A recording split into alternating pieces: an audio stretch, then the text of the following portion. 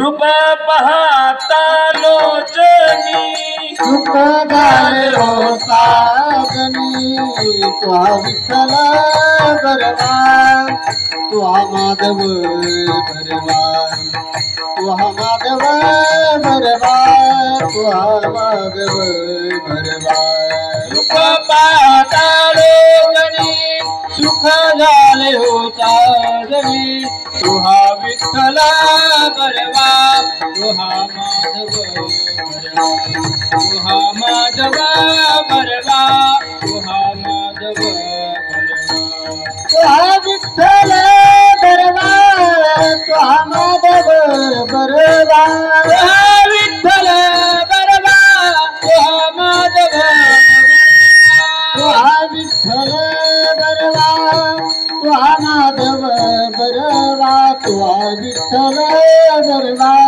तुहा माधव बरवा तुहा माधव बरवा तुहा माधव बरवा विठ्ठल बरवा तुहा माधव बरवा तुहा विठ्ठल बरवा तुहा माधव तुहा माधव बरवा तुहा माधव बहुत सुकृताची जोडी म्हणून विठ्ठली आवडी तुहा विठ्ठल बरवा तुहा माधव बरवा तुहा माधव बरवा तुहा माधव बरवा बहुत सुकृताची जोडी म्हणून विठ्ठले आवडी तुहा विठ्ठल बरवा तुहा माधव बरवा तुहा माधव बरवा तुहा माधव बरवा तुहा विठ्ठल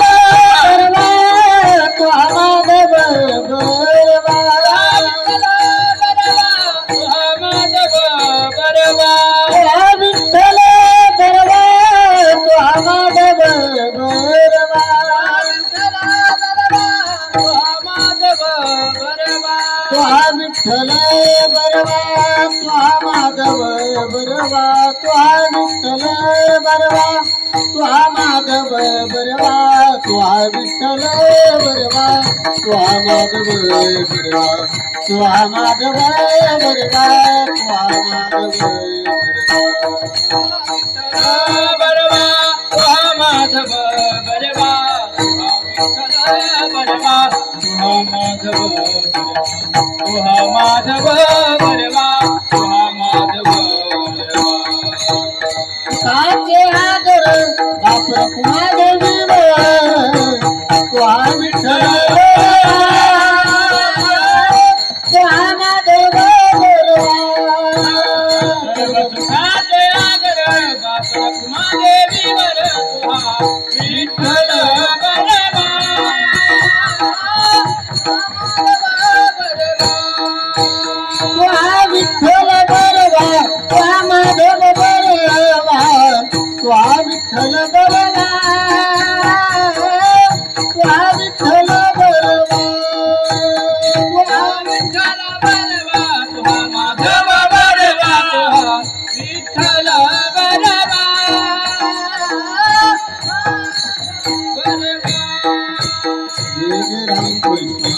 जय राम कृष्ण हरी जय राम कृष्ण हरी जय राम कृष्ण हरी जय राम कृष्ण हरी जय राम राम कृष्ण हरी जय जय राम कृष्ण हरी जय जय राम कृष्ण हरी जय जय राम कृष्ण हरी जय जय राम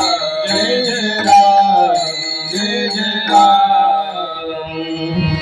धरी अवतार विश्वतारवया धरी अवतार विश्वतारवया धरी अवतार विश्वतारवया धरी अवतार विश्वतारवया अत्रिची अनुसया सर्वगती अत्रिची अनुसया सर्वगती अत्रिची अनुसया सर्वगती ऋतुकाळ हेमंत नक्षत्र रोहिणी ऋतुकाळ हेमंत नक्षत्र रोहिणी शुक्ल पक्ष तिथी पूर्ण तिथी शुक्ल पक्ष तिथी पूर्ण तिथी तिथी पौर्णिमाच मार्गशीर्ष तिथी पौर्णिमा मास मार्गशीर्ष तिथी पौर्णिमा मास मार्गशीर्ष गुरु तो वारस उत्सव काळ गुरु तो वासर उत्सव काळ गुरु तो वासर उत्सव काळ ऋतुकाळ हेमंत नक्षत्र रोहिणी ऋतुकाळ हेमंत नक्षत्र ऋतुकाळ हेमंत नक्षत्र रोहिणी ऋतुकाळ हेमंत नक्षत्र रोहिणी शुक्ल पक्ष दिनी पूर्ण तिथी शुक्ल पक्ष दिनी पूर्ण तिथी एका जनार्दनी पूर्णावतार एका जनार्दनी पूर्णावतार एका जनार्दनी पूर्णावतार एका जनार्दनी पूर्णावतार निर्गुण निराकार आकार निर्गुण निराकार आकार निर्गुण निराकार ऋतुकाळ हेमंत नक्षत्र रोहिणी ऋतुकाळ हेमंत नक्षत्र रोहिणी शुक्ल पक्ष दिनी पूर्ण तिथी शुक्ल पक्ष दिनी पूर्ण तिथी पार कुमाई पार कुमाई पार कुमाई पार कुमाई पार कुमाई पार कुमाई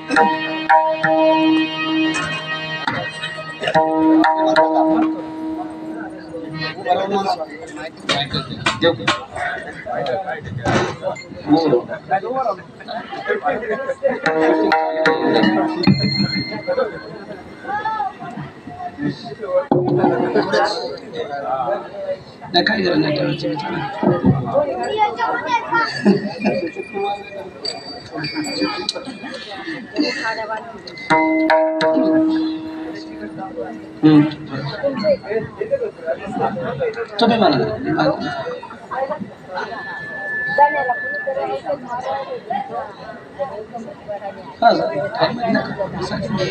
फास्ट मध्ये होईल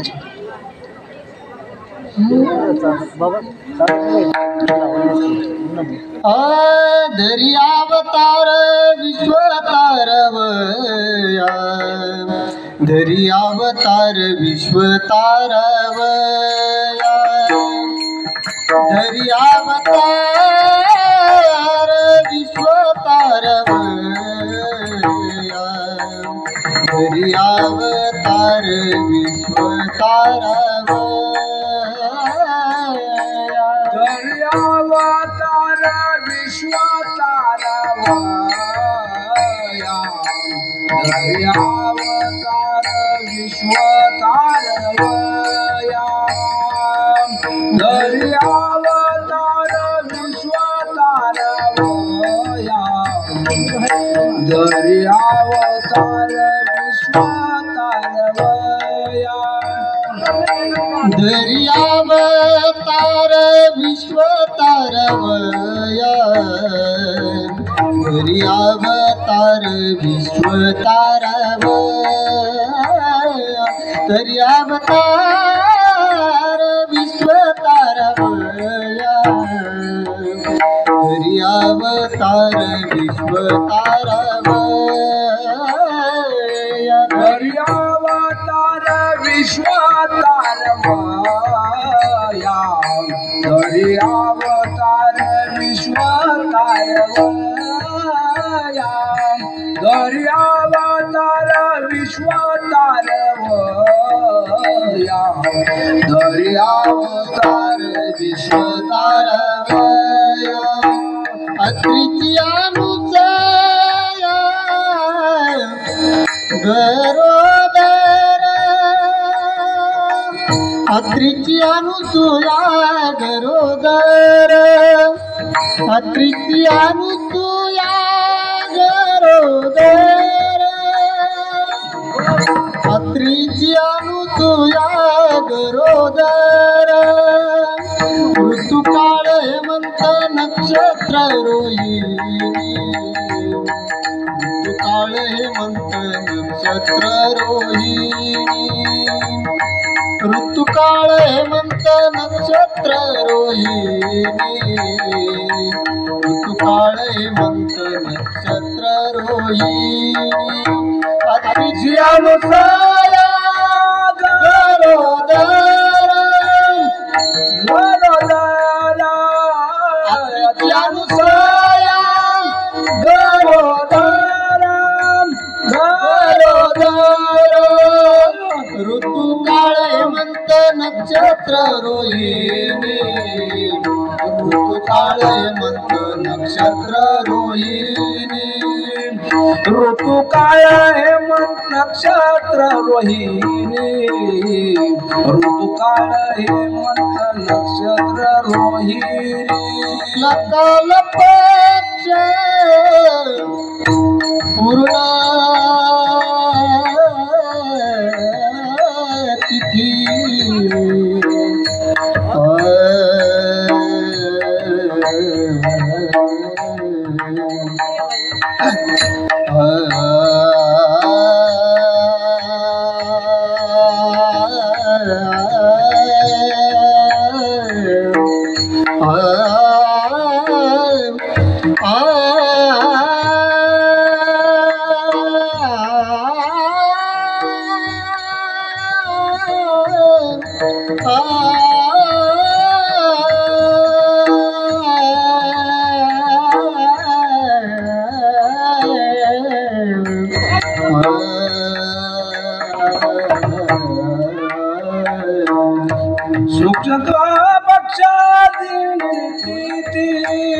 शुक्ल पक्षातील पूर्ण तिथी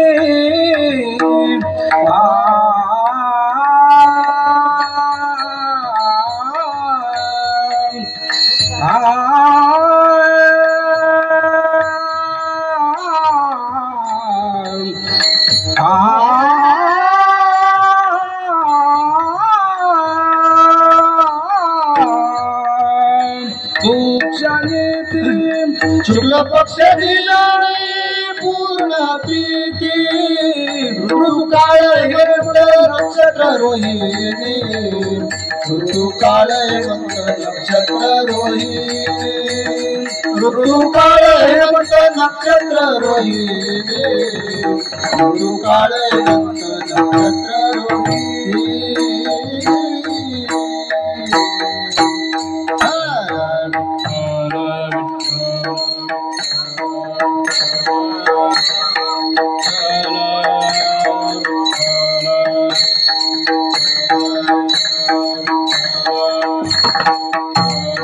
ताली वाजवा भजन करा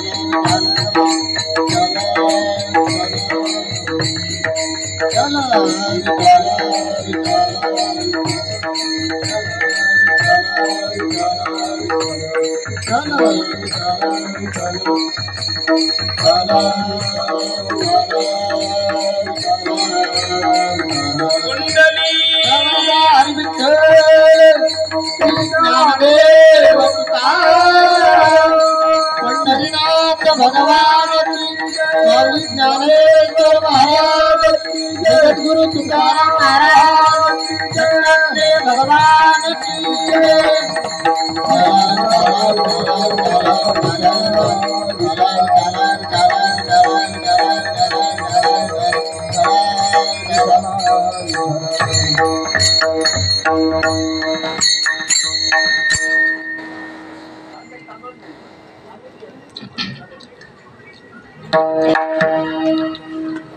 धरी अवतार विश्व तारावया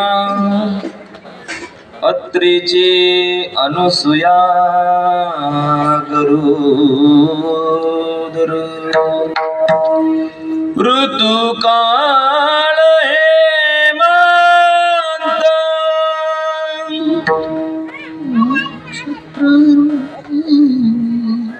नक्षत्र रोहिणी शुक्ल पक्ष दिनी पूर्ण तिथी विठ्ठल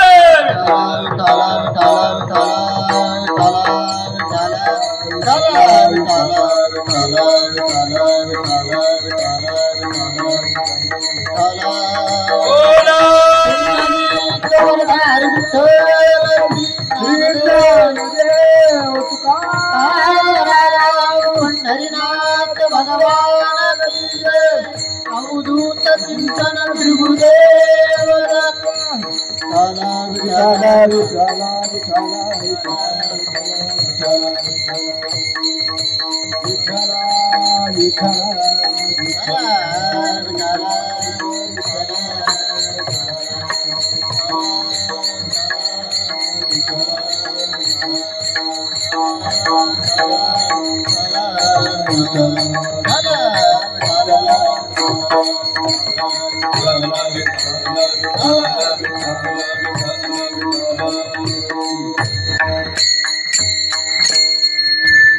या पुढे सरकून बसा.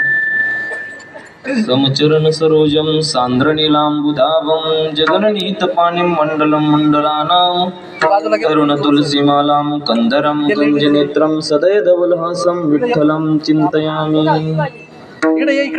कृष्णामत्सी हेष्टि यशोदा तोरण चतुर्दशी लोकालिं लोकत्रयपुरमूलस्तंभं लोकालोकमनालोकं लोकेशं प्रणमेशं प्रणमत गोविन्दं परमानन्दम् विभुं वेदुनाथं चरन्तं दुरन्तं स्वयं लीलया गोपवेशादधानं गवां नृन्दकानन्दं चारुहासं परब्रह्मलिङ्गं भजे पाण्डुरङ्गाकरू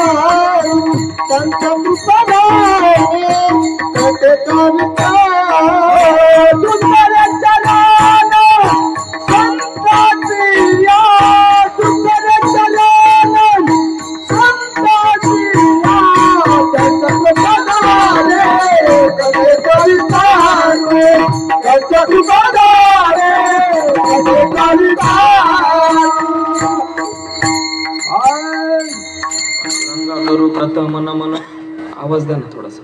पांडुरंगा करू प्रथम नमन, दुसरे चरण संतांची या त्यांच्या कृपादाने कथेचा विस्तारू. बाबाजी सद्गुरु दास तुका जयांची केली स्मरण, होई सकळ विद्येंचे अधिकरण.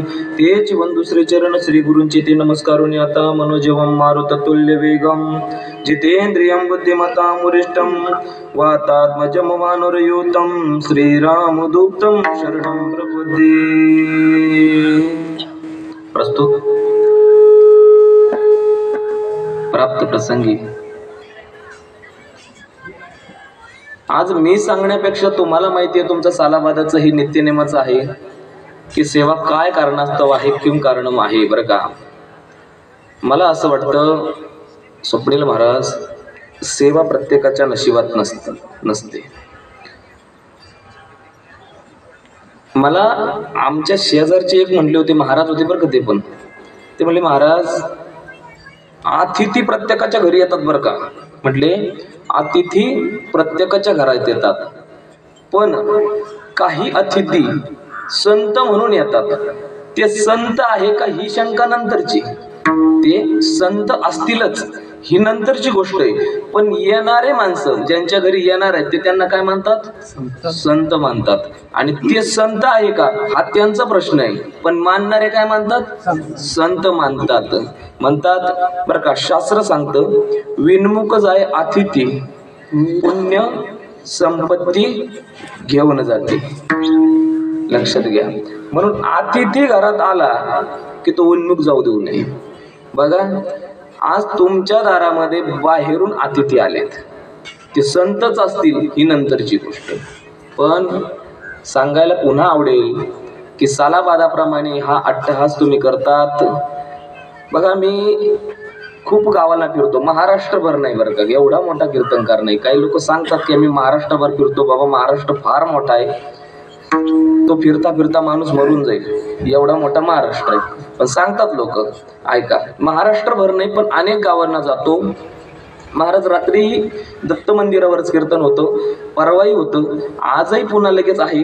पण अनेक मंदिरं बघतो बरं का. ऐका, त्या मंदिराला जी मार्बल असते, एक मार्बल 20,000ची असते. किती? 20,000ची. ऐका, एक मार्बल 20,000ची असते. एक मार्बल किती आई? 20,000ची. एक त्याला जे नक्षीकाम केलेलं असतं ना, एक नक्षी जी तयार करून मिळते ती 50,000ची करून मिळते. एवढं महागाचं मंदिर बनवलेलं असतं. आणि त्या मंदिरामध्ये जेव्हा ज्या देवाची स्थापना केलेली असते ना, ती मूर्ती इथून नाही आणत, ते राजस्थानवरून आणतात. आणि तिची किंमत 5-6 लाख रुपये असते एवढ्याशा मूर्तीची. आपल्याला पटणार नाही खरं, पण हे खरं आहे बरं का. असं बघितलंय. अनेक मंदिरं पाहिले. अनेक मंदिरं बघितल्यानंतर इथं आलो आणि बघा, आज नाही, मी याच्या आधी इथं येऊन गेलेलो आहे. बघा, या मंदिराकडे बघितल्यानंतर जे चैतन्य मिळतं ते एवढ्या श्रीमंत मंदिराकडे बघितल्यानंतर मिळत नव्हतं. स्तुती म्हणून सांगणार नाही, कारण नुसतं मंदिर असून उपयोग नाही. त्या मंदिरामध्ये साधना महत्वाची आहे आणि धन्यता त्याला मिळते जो या मंदिरामध्ये साधना करतो. बस त्याच्यामुळे हे चैतन्य आहे, नाही तर मिळू शकत नाही. कारण साधनेशिवाय फळ नाही. बघा, आज या ठिकाणी सुंदर नियोजन या ठिकाणी आमचे परम मित्र महाराजांनी केलं. सूरज महाराजांनी, हा नाही आमचे मित्रच आहे ना ते. बऱ्याच दिवसापासून त्यांची इच्छा होती की महाराज तुम्ही कीर्तन करावं. आज तसा वेळ नव्हता, मला दूर कीर्तन होतं, पण त्यांच्या अट्टाहासापायी मला इकडे कीर्तन करावं लागलं. त्यांच्या अनुषंगाने तुमच्या सगळ्यांच्या भेटीचा योग आला. आदरणीय विनेकरी बाबा आहेत, पेटी मास्तर आहेत, मृदंगाचार्य स्वप्नील महाराज आहेत, गायक आमचे, म्हणजे ते गायक नाहीये, जरी गायकाला उभं राहिले ते शिक्षक आहेत शिक्षण संस्थेचे, त्यांच्या हातून मुलं घडतात. हो, तुम्ही जर ऐकलं असेल काकडे महाराज नाव, त्यांचे हे शिष्य आहेत आणि त्या संस्थेवर हे शिक्षक म्हणून आहेत, कीर्तनकार आहेत, पण आज गायनाला उभे राहिले. म्हणजे आलेली मंडळी विद्वान आहेत. आमचे आबा आहेत, आबा सुद्धा सुंदर गायन करतात. तुमच्या गावकरी मंडळी आहे, बाकी सगळे तुम्ही गावचे गावाला परिचित आहे. माझा फक्त पहिला परिचय तुमच्यासोबत. सगळे विद्वान मंडळी या कीर्तनासाठी उपस्थित झालात, त्याबद्दल तुमचे सगळ्यांचे आभार मानतो. विठ्ठल विठ्ठल विठ्ठल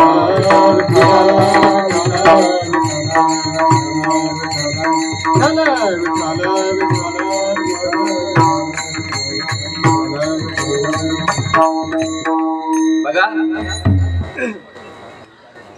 आपण ज्या परिसरात राहतो आहे, हा परिसर म्हणजे काय आहे माहिती का?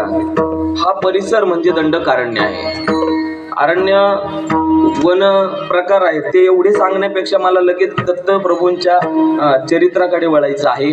पण चरित्र सुद्धा तुम्हाला सगळ्यांना माहित आहे. फक्त हे ऐकायचं असतं. का ऐकायचं असतं? पुन्हा पुन्हा का ऐकायचं असतं? त्या ठिकाणी तुळशीदासजी महाराज म्हणतात प्रभू रामचंद्रांना, तुमची कथा आहे ना, कितनी सुनाई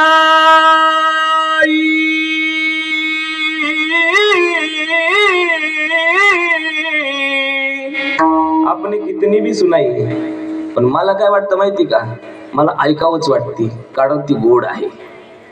तसं प्रभू दत्तात्रयांचे चरित्र, ती कथा एकदा ऐकल्यानंतर माणसाच्या कानात बसती, मनात बसती आणि लक्षातही येते. पण पुन्हा का ऐकायची? कारण ती गोड आहे, ऐकण्यासारखी आहे. आणि काय ऐकावं माणसाने?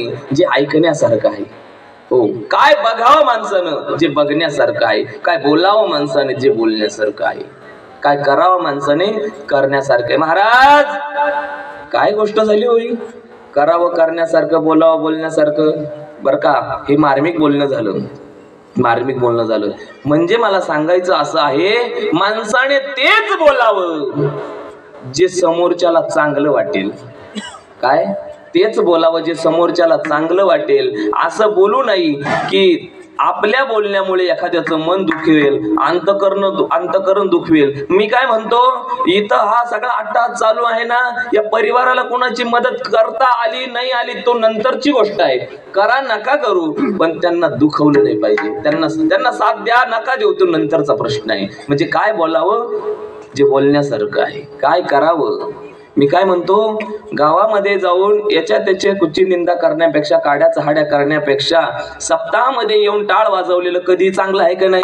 म्हणून काय करावं? जे करण्यासारखं आहे. काय बघावं?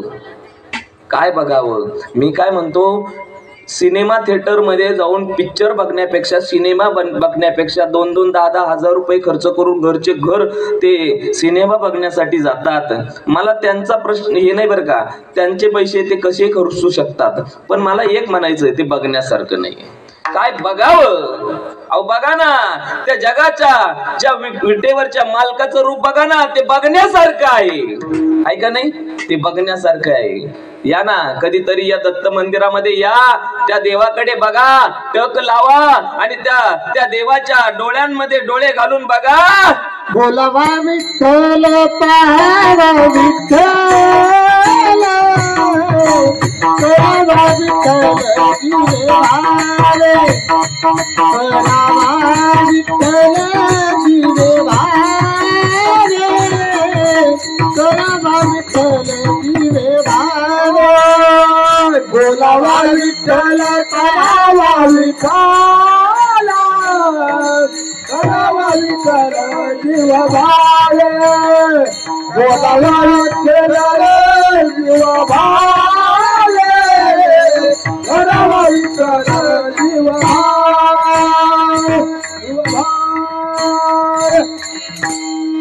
गाडी वाजवा ना, गोड प्रमाण दिलं महाराजांनी. बोलावा विठ्ठल, पहावा विठ्ठल, करावा विठ्ठल. मला एक सांगू का, ज्यावेळेस महाराजांनी प्रमाण म्हणलं, माईक बाबांकडे केला ना, मी माझ्या मनात एक गोष्ट आली बरं का, एक विचार आला की फक्त या आशा वारकऱ्यांमुळे आजचा परमार्थ टिकलेला आहे बरं का. हा बस, नाही तर हा परमार्थ कधीच संपला होता या विश्वास. मी काय म्हणतो, आमच्या सारख्यांमुळे परमार्थ नाहीये, यांच्या सारख्यांमुळे परमार्थ. मी मोकळं बोलतो. काय असतं माहितीये का, आपल्याला काय माहितीये का, ज्ञानोबा शिकवलेलं आहे. हा, कोणाची आपल्याला भिडभाड नाही. खरं आहे ते सांगितलं, कारण सांगतो बरं का, कारण सांगतो. या लोकांनी जो परमार्थ केला ना, यांनी उभ्या आयुष्यात कोणाचं नारळ घेतलं नाही. अशा लोकांनी म्हणजे आता इथून पुढे कलियुग बदललं, तो भाग सोडून द्या, पण आजपर्यंत माझे सद्गुरू होते, मरेपर्यंत कोणाचं नारळ घेतलं नाही. खरं सांगतो, असे लोक होते की त्यांनी मरेपर्यंत कोणाचा नारळ घेतला नाही, 1 रुपया घेतला नाही. या लोकांमुळे परमार्थ आहे दादांनो. 10-10 हजार रुपये पाकिट घेणाऱ्यांमुळे परमार्थ बिलकुल नाहीये. सांगून जाईल तुम्हाला. मला आमच्या सद्गुरूंनी सांगितलं होतं परमार्थाची सुरुवात कुठून होणार आहे. काय म्हणले? परमार्थाची सुरुवात कुठून होणार आहे. ऐका बरं का आई. म्हणले परमार्थाची सुरुवात कुठून होते माहिती का? ज्या दिवशी घरातले हुसकून देताना त्या दिवशी परमार्थाची सुरुवात होती. म्हणलं बाबा असं कसं काय हो? बाबा म्हटले अरे बाळा खरं आहे ते. कसं? अरे जोपर्यंत तू 10, 20, 100, 150, 200, 500 किलोमीटर जाऊन प्रवास करून मोठ्या मोठ्या गाडीमध्ये फिरून मोठ्या मोठ्या नोटा घेऊन घरच्यांना आणून देतो ना, तोपर्यंत घराला तू गोड वाटतो. पण ज्या दिवशी तू एखाद्याच्या घरी जाऊन, एखाद्या गरीबाच्या घरी जाऊन फुकट कीर्तन करून येतो आणि त्याला 500 रुपये वर्गणी देऊन येतो, 1100 रुपये वर्गणी देऊन येतो ना, घरचे येतात पाकिट आणलं का? नाही. मग ते तुझा तिरस्कार करतील. आणि ज्या दिवशी तिरस्कार करतील त्या दिवशी तुझा खरा परमार्थ झाला. लक्षात घ्या, हे माझ्या सद्गुरूंचं वाक्य. हा परमार्थ खरा नाही जो आम्ही करतोय. खरं सांगतो दादा, काय आहे माहितीये का? माझी एक हे असते, आपल्याला परत बोलवलंच पाहिजे असं काय आपल्याला नवस नाही. पण जे आल्यानंतर जेवढं खरं बोलता येईल तेवढं बोलणंच टाकायचं. हा तुम्हाला सांगतो ना, 11, 11:15 रात्रीपर्यंत कीर्तन केले म्हणजे लोक सुधरत नाही. मला एका ठिकाणी तारीख आली आणि मी खरोखर माझी तब्येत बरी नव्हती, कीर्तन खरोखर चांगलं झालं नव्हतं. मी त्या लोकांना विचारलं का हो मागच्या वर्षी तुमच्याच गावात कीर्तन केलं, कीर्तन खरोखर चांगलं झालं नाही, एवढे पैसे तुम्ही मला दिले आणि तरी सुद्धा दुसऱ्यांदा तारीख घेतली. काय म्हणलो? तरी सुद्धा दुसऱ्यांदा तारीख घेतली. ते लोक काय म्हटले माहितीये का? ते म्हटले महाराज जेवढे 7 कीर्तनकार होते ना त्यांनी 11:15 वाजता कीर्तन सोडलं आणि तुम्ही 11ला 1 मिनिट कमी असताना सोडलं म्हणून तुमची तारीख. बस बाकी काहीच नाही. वस्तुस्थिती सांगतोय मी तुम्हाला, हे घडलेलं आहे. आम्ही फिरतो, हे अनुभवतो. हा लक्षात घ्या, आज जगाच्या मालकाचा अवतार आहे एक, बरं का? त्या अवताराची कथा सांगण्यासाठी तुम्ही मला बोलवलं. कथा सगळ्यांना माहिती आहे तरी पण मी सांगणार आहे. ऐका, ही जी कथा आहे ना, ही कथा फार सुंदर आहे. तुम्हाला सांगतो, देवाला अवतार घ्यावा लागतो. देवाला अवतार घ्यावा लागतो. संत अवताराला येतात. जाऊ द्या, पुढचं चिंतन तुम्हाला माहिती आहे. पुन्हा मी वाढवत नाही, कीर्तन वाढत चालेल. फक्त देवापर्यंत थांबतो, संत आणि मानव सोडून देतो, बरं का? देवाला अवतार घ्यावा लागतो. सांगू का? एक प्रमाण देऊन सांगतो म्हणजे लक्षात येईल. गोस्वामी तुलसीदासजी महाराज म्हणतात, जब जब होवे धर्म की हानी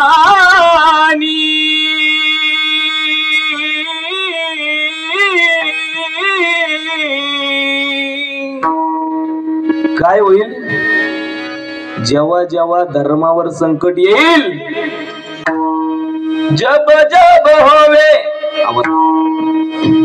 जेव्हा जेव्हा धर्मावर संकट येईल तेव्हा तेव्हा काय होईल?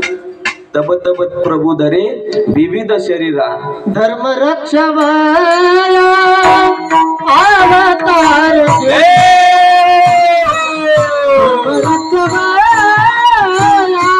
अवतार घेती आपुल्या पाळीची भक्त जना,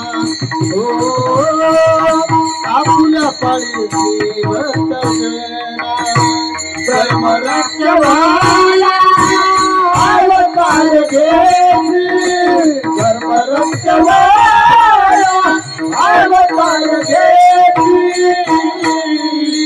आपुल्या पाळीची भक्त जना, आपुल्या पाळीची भक्त जना. जेव्हा जेव्हा धर्मावर संकट येत, यदा यदा हि धर्मस्य ग्लानिर्, हे बघा, जेव्हा जेव्हा या धर्मावर संकट येईल नाही तेव्हा तेव्हा भगवंत अवतार घेईल. हे भगवंताचं वाक्य आहे, आपण नाही सांगायचं. हे देवाचं वाक्य आहे, बरं का? ऐका, हे देवाने सांगितलेलं आहे. जेव्हा जेव्हा या धर्मावर संकट येईल तेव्हा चक्र गदा हाती धंदा करीतो, हाती धंदा करीतो, हाती धंदा करीतो, देवनिया चक्र गदा हाती धंदा करीतो, हाती धंदा करीतो, हाती धंदा करीतो. काय म्हणले, घेऊन या चक्र, त्याला तेवढंच काम आहे, हाती धंदा तेवढंच काम आहे. धर्मावर संकट आलं का त्यानं धावून यायचं. ऐका, धर्म, मला एकदा धर्म सांगू द्या. धर्म म्हणजे काय, धर्म म्हणजे काय. आपण प्रभू दत्तात्रयाच्या जन्माकडे चाललो बरं का. ऐका, धर्म म्हणजे काय. ऐका, या गावापासून निघाले अंतर थोडे आणि गावाच्या बाजूला उन्हाळ्याच्या दिवसामध्ये, गावाच्या बाजूला उन्हाळ्याच्या दिवसामध्ये एखाद्याने सुडी रचली. आता शेतकरी सगळे सुडी माहिती असेल ना, सुडी ताटा असतात मकईचे गायचे वगैरे बाजरीचे जे असेल त्याचं रचले जाते, त्याला सुडी म्हणतात बरं का. तुम्हाला नाही सांगायचं काम, तुम्ही सगळे शेतकरी, मी तुम्हाला शिकवायला बोल बाबा सांग पटकन पुढे चाल माहिती सुडी. नाही शहरामध्ये आम्हाला सवय लागली असं समजून सांगायची. सुडीन दुडी काची कळती, काची सुडी, त्यांना फक्त जुडी माहिती बेतीची. दाला देतो का, अरे बाबा याचा इकडं घाम निघाला पार पिकवू. खरं सांगतो सगळ्यात अवघड व्यथा असेल ना या शेतकऱ्याची, दादा शेतकऱ्याची, सोपी गोष्ट नाही हो.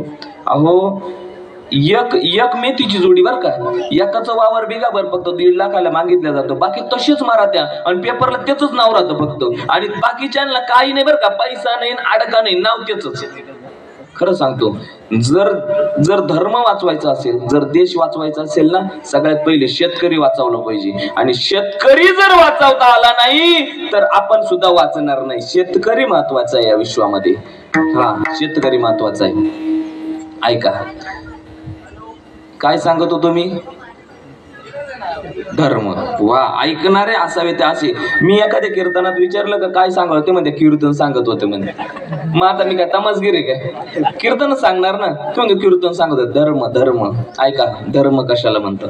या गावापासून निघाल्यानंतर बरं का, गावापासून निघाल्यानंतर अंतर थोडं बाजूला एखाद्याची सुडी रचलेली, सुडी वाळलेला चारा आहे, वाळलेला चारा बर का. आणि ती सुडी ना पेटली, काय झाली, पेटली. आई धर्म कशाला म्हणता. ऐका, ती सुडी पेटली, दगदग ती आग निर्माण झाली, सुडी जळायला लागली. आणि सुडी जळायला लागल्याच्या नंतर तुम्ही त्या रस्त्याने येत आहे. ऐका, तुम्हाला 1 बादली भर पाणी त्या सुडी विझवण्यासाठी टाकता नाही आलं चालेल, फक्त तिला अजून आग लावायची नाही. याला धर्म म्हणतात.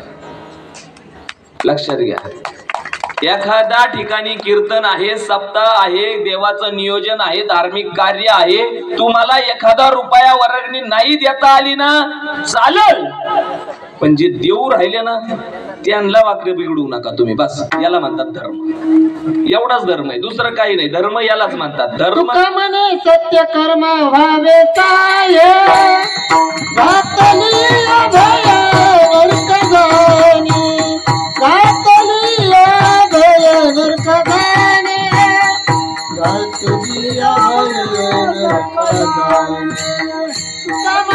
सत्य कर्म व्हावे काय,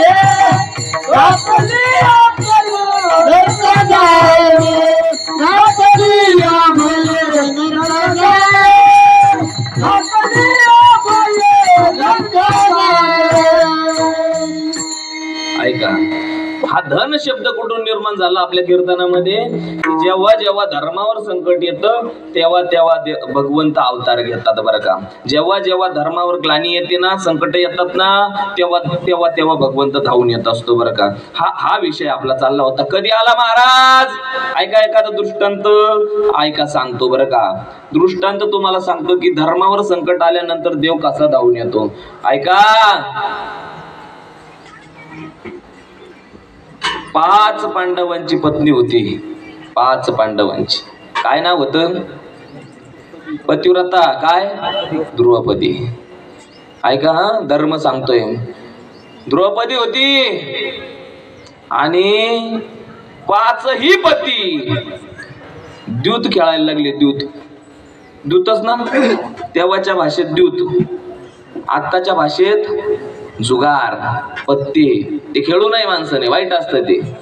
काय खेळायला लागले, जुगार. मी धर्म सांगतोय बरं का. भगवंत अवतार कशासाठी घेता, भगवंत धावून कशी येतात ते सांगतोय. ऐका, भगवंताला काय यावं लागतं. प्रभू दत्तात्रयाला यावं लागलं. कशासाठी यावं लागलं, का आले, कारण आहेत त्याच्या पाठीमागं. असेच आले का. प्रभू दत्तात्रयांसोबत कुत्रे असतात, श्वान असतात. श्वान कशासाठी असतात, काय आहे श्वान, गाय असते, कशासाठी असते. कारण आहेत त्याला, कारण बरं का. ऐका, द्यूत खेळायला बसले दादा महाराज, ऐका, द्यूत खेळायला बसले आणि कवड्या टाकण्यासाठी कोण होत सारं माहिती तुम्हाला, काय बोलवलं मला. शकुनी मामा होता. जुगार वाईट आहे दादांनो, खेळू नये. किती पैसा आला ना तर जुगार खेळू नये. जुगार माणसाला भिकारी केल्याशिवाय राहत नाही. अहो, देवाच्या मित्रांना भिकारी केलं आपण कोण आहे. ऐका, तुम्हाला सांगतो, जुगार, अहो मी म्हणतो खेळणं तर आमची गोष्ट आहे, पाहणं सुद्धा वाईट आहे. जुगार पाहू सुद्धा नाही माणसानं डोळ्याने. मी म्हणलो ना मगाशी, काय पाहावं, जे पाहण्यासारखं आहे ते पाहावं. जुगार पाहू सुद्धा नाही, खेळायची तर आमची गोष्ट आहे. ऐका, तुम्हाला सांगतो, आमचं गाव आहे चांदवड. चांदवडच्या पुढे रेणुका माता मंदिर. रेणुका माता मंदिराच्या पासून डाव्या बाजूला फिरली का इच्छापूर्ती गणेश मंदिर लागत, आणि इच्छापूर्ती गणेश मंदिर आहे तिथून पुढे गेलं का 10-12 किलोमीटर डोंगरामध्ये आमचं गाव आहे. डोंगरामध्ये एक नदी आहे, नदीला 12 महिने खळखळ पाणी असतं. आणि बरं का, चांदवड तालुका कोरडवाहू आहे, पण तेवढं आमचं गाव पुण्यवान आहे का उन्हाळ्यात पाणी असतं त्या नदीला. बरं का, ऐका, नदी आहे आणि नदीच्या बाजूला आमची जमीन आहे. त्या जमिनीमध्ये एक वावर असं आहे का त्याला, त्या वावरामध्ये ना 5-6 आंब्याचे झाड आहे. बरं का, उन्हाळ्यामध्ये तिथं कोणी काही करत नाही, शेती होत नाही. मग ते आंब्याचे झाड असतात. आई, कशाचे झाड? आंब्याचे. आणि त्या आंब्याच्या झाडाखाली लोक काय करतात? जुगार खेळतात. जुगार, मी काय सांगतो, जुगार पाहणं सुद्धा वाईट आहे. माझा एक चुलता आहे, नोकरीला आहे चांगला, बरं का. हो, एक दिवस सुट्टीचा होता, सहज वावराला फेरफटका मारायला गेला, शेतामध्ये गेला आणि चुलता गेले, बघितलं कोणीतरी काय पत्ते खेळत होते. तिथं जाऊन बसले फक्त. आणि ही गोष्ट माझ्या वडिलांना माहित झाली. वडिलांनी फोन केला चुलत्यांना, म्हणले, अरे काय करतोय तिथं? म्हणले काही नाही, फक्त पाहू राहिलो. म्हणले, अरे काय त्या येड्याच्या नादी लागतो, घरी आहे बाबा, ती वाईट गोष्ट आहे, काय रिकामे कामं करायची, आपण चांगले माणसं आहे, ते वाया जायला लोक आहे. म्हणले, चुलता म्हणे, वावर माझं. वावर कोणाच आहे? माझं. आंब्याचं झाड माझं. आणि कर नाही त्याला, डर कशाचं? काय काम नाही पडलं म्हणे घरी जायचं, आपण कर नाही त्याला, डर कशाचं? वावर माझं, आंब्याचं झाड, कर नाही त्याला, डर कशाचं? आणि खेळू राहिले. बरं, यानं गप बसावा ना, याला माहित नाही बरं काय, यानं फक्त कम्प्युटर चालवेले ड्युटीवर, याला पत्ता बित्ता प्रकारच माहिती, त्याच्यात गुल्ल्या राहतो का राणी राहतो काहीच माहित नाही. हे बस गप बसावा ना, त्यांच्यातून हाताला, ए राणी टाक, काय गुल्ल्या, अरे गप ना बाबा, तुला माहित नाही काय, गप तर बैस ना तू. परत दुसऱ्यांदा फोन केला वडिलांनी, अरे घरी ये ना बाबा, काय त्या येड्याच्या नादी लागतंय. म्हणले, आंब्याचं वावर, जमीन, आंब्याचं झाड माझं, कर नाही त्याला. आई, ऐका बर का, डाव रंगात आला, ऐन रंगात डाव आला आणि खात आलं. खात ते खात कळालं, खात ते खात आलं. आणि खात आल्यानंतर महाराज, बरं का भाऊ, ज्याला खेळायचं माहिती होतं त्याला पळायचं माहित होतं. ते आखे पळून गेले आणि याला धरून येलं ना, कुठं गेला हा म्हणे, आंब्याचं वावर. ते म्हणे, पोलीस लोक कुठं ऐकत आहे का म्हणे, काय आंब्याचं वावर तुझं? घरचे गेले म्हणे, नोकरीला आहे, सरकारी नोकरीला आहे, याची नोकरी जाईल, रिकामी केस बिस याची करू नका, हा काय पत्ते खेळणारा माणूस नाही, त्याचं रेकॉर्ड चेक करा, याची एकही दिवस सुट्टी नाही. म्हणले, हा रिकामा जाऊन बसला होता, ते रिकामटे पळून गेले साहेब, आणि याला धरून आणलं त्या सोडून. कसं आहे, तालुक्याच्या ठिकाणी ओळख चांगली असल्यामुळे साहेबांनी सोडून दिलं. मी काय सांगत होतो, जुगार पाहणं सुद्धा वाईट आहे, खेळणी दिलेलं आमची गोष्ट आहे. खेळायचं तर लय वाटोळं झालं. अहो, त्याचं नव्हते झाले, जमिनी होत्या एकर मध्ये 40, 50, 60, 70, 100 एकर जमीन. असे लोक मी माझ्या डोळ्यासमोर भिकारी झालेले पाहिले 10-10 वर्षामध्ये त्या जुगाराच्या नादानं. जुन्या लोकांची म्हण होती, जाऊ द्या तिकडं बाजूला जाण्यापेक्षा द्यूत खेळायला लागले पांडव. ऐका, आणि शकुनी मामा कवड्या टाकायला. आता कवड्या कशा पडायच्या माहिती का? जसा शकुनी मामा टाकायचा तशा. तुम्ही म्हणाल हे कसं काय? आता तुम्हाला सांगतो, हे होतं, त्या कवड्या बनवल्या होत्या त्या कशाच्या माहिती का? जरासंध नावाच्या राक्षसाच्या हाडांच्या. जरासर नावाचा राक्षस होता आणि त्याच्या हाडांपासून त्या कवड्या बनवल्या होत्या. म्हणून शकुनी मामानं फूक मारली का तशाच कवड्या पडणार, आणि तसे कवड्या पडल्या का हे हरणार. आता जरासंध कोण होता? कंसास टाळी वाजवायची. क्या बात आहे, वा. हा जरासंध होता ना, हा आता तुम्हाला एवढं माहिती म्हणलो, बाकीचं काय सांगायचं. जरा नावाच्या राक्षसीनं 2 तुकडे जोडून टाकले, जरासंध तयार झाला, त्याच्या हाडांच्या कवड्या केल्या आणि यांनी काय करायच्या, टाकायच्या. मी काय सांगतोय, विश्वामध्ये भगवंत जन्माला काय येतात ऐका, विश्वामध्ये भगवंत जन्माला काय येतात, कशासाठी, देव कसा धावून येतो ऐका बर का. त्या कवड्या टाकल्या का हे हारायचे, हारत चालले हारत चालले हारत चालले हारत चालले. हो, सगळं हारले, संपत्ती हारले, इस्टेट हारले, घरदार सगळं हारले. आणि सगळं हारल्याच्या नंतर आता काय करायचं, काय करायचं म्हणून हो विचारलं. आता दादा आम्ही हारलो बर का, आम्ही हारलोय, आता आम्हाला खेळायची इच्छा नाही. पांडव कौरवायला सांगायला लागले. आणि बघा सांगितलं धर्मराजाला, ऐक अजून आहे ना तुझ्याकडं, म्हणले काय, पत्नी लावा ना, तुमच्या 5 लोकांची पत्नी आहे, तुमचा अधिकार आहे सगळ्यांचा, पत्नी लावा डावात. त्यांना वाटलं पत्नी लावल्यावर तरी आपण पतिव्रता पत्नी आपण जिंकून हे बाकीचं सगळं परत येऊ. हो पतिव्रता पत्नी त्या डावावर लावली दादांनो, ऐका बर का. ते म्हणले अहो हो कवड्या टाकल्या मामानं आणि हारले डाव. सांगितलं दुःशासनाला, आण द्रौपदीला म्हणे ओढून. आता ते म्हणले वहिनी, ती म्हणले वहिनी नाहीये, वहिनी होती, आता दासी झाली आणि दासीचा अपमान केलेला चालतो. म्हणले आता आण धरून, कर सभेत आण. आणि गेला दुःशासन, द्रौपदीच्या पदराला हात घातला दुःशासनाने. आणि द्रौपदीच्या पदराला दुःशासनाने हात घातल्यानंतर द्रौपदी कडाडली, हे दुःशासन,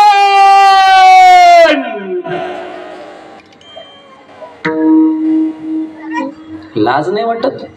अरे मी आई आहे तुझी, मी वहिनी आहे तुझी. वहिनी म्हणजे आईच्या जागेवर असते, तू माझ्या पत्राला हात लावला. ते म्हणले वहिनी होती, आता तू दासी झाली मला. अरे नालायका, अरे मी एका दिवसाची रजस्वला आहे आणि मला तू स्पर्श करू नको. नाही ऐकलं बर का, नाही ऐकलं. एवढ्यांच्या समोर द्रौपदीला त्या भरसभेमध्ये आणलं. दादांनो, एका माणसाने प्रश्न विचारला होता, कर्णाची काही चूक नसताना सुद्धा भगवंताने त्याला कपट करून मारलं म्हटले. काय म्हटले, कर्णाची काही चूक नसताना सुद्धा भगवंताने त्याला कपट करून मारले. अहो त्यावेळेस भगवंताने उत्तर दिलं. भगवंत म्हणले, अरे ज्या सभेमध्ये द्रौपदीचं वस्त्रहरण चालू होतं ना, कर्ण एवढा बलाढ्य होता. कर्णाने जर ठरवलं असतं, भीष्म पितामह काय, पांडव काय, कौरव काय, सगळे जिंकून घेण्याची क्षमता ज्या कर्णामध्ये होती, एका नारीची आबरू जात असताना, धर्मावर संकट आलेला असताना तो कर्ण शांत बसलेला होता. आणि त्यावेळेस त्याला धर्म आठवला नाही का, आता मी खोटं बोलून कपट करून त्याला मारत असेल तर ही गोष्ट चुकीची नाहीये. कारण कर्म कोणाचं असो फिरून आल्याशिवाय राहत नाही. दादा कर्म आहे ते. तुम्ही जीवनात कोणालाच घाबरू नका, आयुष्यात कोणालाच घाबरायची गरज नाही. भाऊ नाही, भाऊबंद नाही, कोणीच नाही. तुम्हाला सांगतो, उलट हे आपल्यावर प्रेम करणारे लोक आहे, लक्षात घ्या. हो, दुश्मनाला घाबरू नका. मी म्हणतो माणसाला माणसाने घाबरूच नाही. फार झालं तर जनावराला माणसाने घाबरावं. कारण माणसाने माणसाला घाबरण्यासारखं काय आहे काय त्याच्यामध्ये? माणसाने माणसाला घाबरू नये, पण माणसाने कर्माला घाबरावं. कारण आई हे कर्म आहे ना, मी काय म्हणतो थोडं करा, चांगलं करा. नाही म्हणा. हे बघा, भगवंताने सगळ्यांना सर्वगुण संपन्न बनवलेलं नाही. एखाद्याकडे फार गोड गाळा असेल, गायन असेल, हो त्याला मृदंग नाही वाजवता येणार. एखाद्याकडे गोड मृदंग वाजवण्याची क्षमता असेल, त्याला कीर्तन नाही करता येणार. एखाद्याला चांगलं कीर्तन करता येत असेल, बोलत असेल, म्हणजे त्याने लगेच हुरळून जायचं नाही की नाही बाबा मी कीर्तनकार आहे. एक लक्षात ठेवा, मी किती मोठा कीर्तनकार झालो तरी पण या हार्मोनियम शिवाय आणि या मृदंगाशिवाय मी कीर्तन करू शकत नाही. म्हणून यांचे माझ्यावर उपकार आहे, असे उपकार मानून जो उभा राहतो, म्हणजे थोडक्यात महाराज म्हणतात, एवढा सुद्धा अभिमान होऊ नका देऊ. तिळभरी जरी होय अभिमान,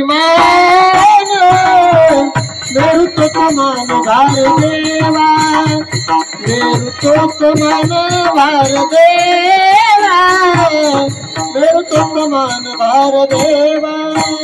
तिळभरी जरी मान, मेरू तो समान भारदेवा मेरू तो समान भारदेवा मेरू समान फार मोठा कीर्तनकार आहे, काही गरज नाही सांगण्याची, काही मोठा नाही बाबा, काही नाही आपल्याकडं, सगळं उष्ट आहे. तुकोबारायांचं ज्ञानोबारायांचं त्यांच्या आयत्या पीठावर एक आपण मोडण्याचं काम करत आहे. काय नाही आपल्याकडं, काही नाही, काहीच नाही आपल्याकडं. दादांनो, जेव्हा आपण स्वतःला लहान म्हणू ना तेव्हा आपण तेवढीच उंची गाठू. लक्षात घ्या बघा, वाघ ज्यावेळेस कोणाची तरी शिकार करतो ना 4 पावलं आधी माग सरतो.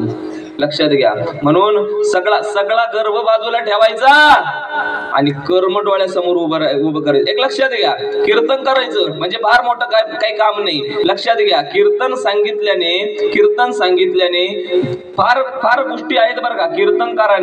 कीर्तनकाराने काही गोष्टी पाळल्या पाहिजे. काय सांगू का तुम्हाला, या ठिकाणी ज्यावेळेस कीर्तनकार उभा राहतो ना त्यावेळेस बसणारे लोक त्याला संतांच्या नजरेनं बघतात.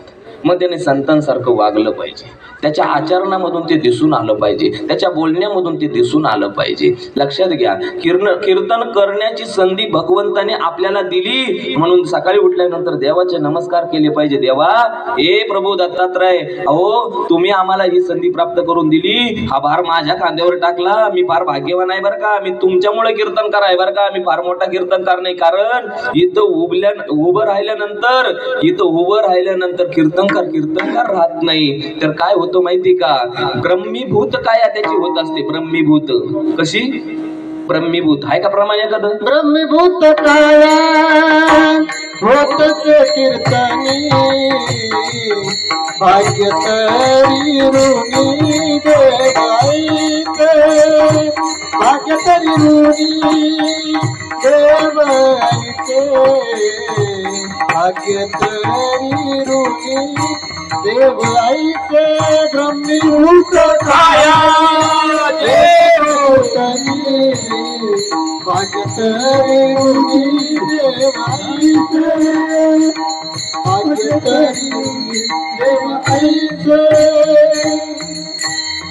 कीर्तनामध्ये उभं राहिल्यानंतर कीर्तनकाराची काया ब्रह्मीभूत होत असते. म्हणून लोक त्या नजरेनं आपल्याकडे बघत असतात. म्हणून लक्षात घ्या, गर्व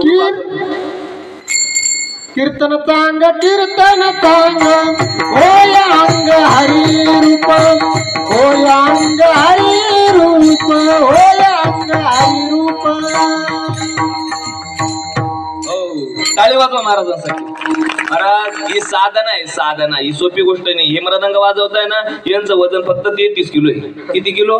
33 किलो. 33 किलो मृदंग कसा वाजवतात? ही साधना आहे दादांनो. पार्टी 2-2:30 वाजता उठून आणि प्रॅक्टिस करावं लागते, साधना करावी लागते. बोट फुटल्यावर रक्त निघते. आज 4थं कीर्तन आहे, बरोबर ना? आणि याच्यानंतर अजून किती आहे? वा वा, चांगला व्यवसाय तुमचा. गंमत केली बरं का. एवढं म्हणजे लक्षात घ्या, आज आम्हाला मृदंग वादक मिळत नव्हते. फक्त माझ्यावर प्रेम म्हणून धावत पळत आले. ते म्हणले, महाराज 6ला दुसरं कीर्तन चालू होणार आहे. म्हटलं 6 वाजून 5-10 मिनिटात तुम्हाला सोडून देतो. म्हणून मी ते धावपळ करत इकडे आले. सागर महाराज दिंडे त्यांचं कीर्तन वाजवायला इथून लगेच जायचंय. आणि आम्हाला सुद्धा लगेच इथून पालघरला जायचंय 6 ते 9 मध्ये. म्हणजे 2-3 तासाचा याच्यामध्ये 150 किलोमीटर. म्हणून आजचा जो पर्व काळ आहे ना, हा फार मोठा पर्व काळ आहे. प्रभू दत्तात्रयाचा जन्मोत्सव म्हणजे सोपी गोष्ट आहे का? अहो तुम्ही भाग्यवान आहे तुम्ही प्रभू दत्तात्रयाच्या उत्सवासाठी इथं हजर आहेत. अहो नाही तर काय तुमच्या गावात एवढीच संख्या आहे का? अहो त्यांच्यापेक्षा नक्कीच तुमचं पुण्य थोडं जास्त होतं, म्हणून तुम्ही या उत्सवासाठी इथं हजर आहे. लक्षात घ्या, हे कोणाचंही काम नाही. प्रमाण खूप आहे तुमच्याकडे माहिती. पण आता जरा माघार घेऊ. 7 वर्ष माणसाने संस्थेमध्ये काढले, 1-2 दिवस नाही. माधुगिरी मागून, भिक्षा मागून संस्थेमध्ये शिक्षण घ्यायचं. आणि असं शिक्षण घेऊन ज्ञानेश्वरी मुखोद्गत केली. ज्ञानेश्वरीच्या अनेक ओव्या त्यांच्या पाठे, अनेक प्रमाण पाठे, गाताचे गाता पाठ करून ठेवले. पण तीळ मात्र अभिमान त्यांच्याकडे नाहीये. लक्षात घ्या, असं व्यक्तिमत्व असावं. लक्षात घ्या, शिक्षक येते शिक्षण संस्थेमध्ये पण गर्व नाही.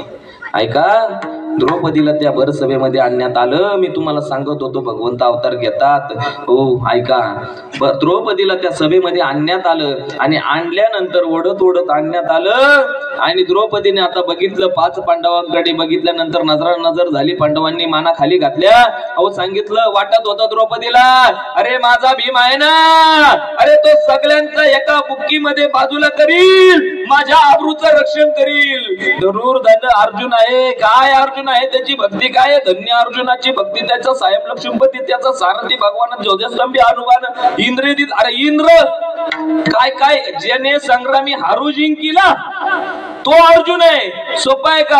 अर्जुनाचे घोडे धुवायला भगवंत होते. देखा नवल तया प्रभूची अद्भुत प्रेम, भक्तांचे जे सारथ्य पण पार्थाचे करीत असे. अहो अर्जुनाचा रथ चालवायला भगवंत होते, तो अर्जुन आहे. मी जर समोर गेली ना, हो एका क्षणात लगेच बाजूला करील सगळ्यांना आणि माझ्या आबरूचं रक्षण करील. चाल तू एकदा तिथं. आणलं सभेमध्ये, नजर झाली, 5ही पांडवांनी माना खाली घातल्या. एवढा वाईट जुगारी, पत्नी हारली. 5ही. अहो याच्यापेक्षा सांगू का तुम्हाला, याच्यापेक्षा पुढे जाऊन सांगतो. एक 2 गोष्टी कधीच विसरायच्या नाही. 2, एक संगत आणि एक पंगत. संगत चुकीची करायची नाही, पंगत चुकीची करायची नाही दादा. हो काय केलं होतं भीष्माचार्याने, त्यांनी त्यांचं अन्न खाल्लं होतं. भीष्माचार्याकडे बघितलं, भीष्माचार्याने आज्ञा केली, ते सांभला असतं सगळा संग्राम. बघितलं फक्त भीष्माचार्यांकडे, मान खाली घेतली आणि म्हटले, अरे बघतात काय, घाला तिच्या पदराला हात. भर सभेमध्ये त्या माऊलीचा पदर ओढायला सुरुवात केलं. वस्त्र हरण सुरू झालं. आई सगळे बघत आहे. 5ही पांडवांनी माना खाली घातले. मोठमोठ्याने ते कौरव हसत आहे. आणि बघा त्यानं बघितलं, आता मात्र माझं रक्षण करणार इथं कोणीच नाहीये.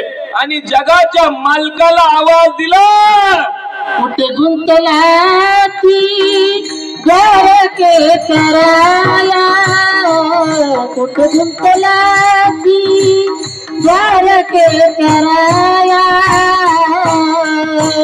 वेळ तास कयाला विला, ओ वेळ तास कयाला विला, कुठे गुंतला ती द्वारके कराया, कुठे गुंतला ती द्वारके कराया, वेळ तास कयाला विला,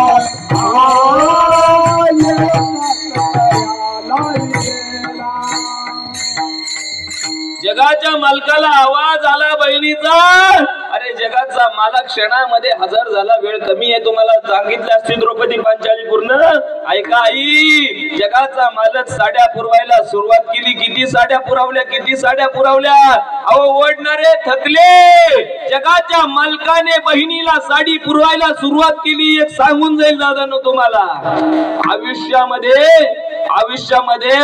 तुम्हाला काशीला जाऊन दान नाही करता आलं तर चालेल, कुठल्या महातीर्थस्थानी जाऊन दान करता नाही आलं तर चालेल,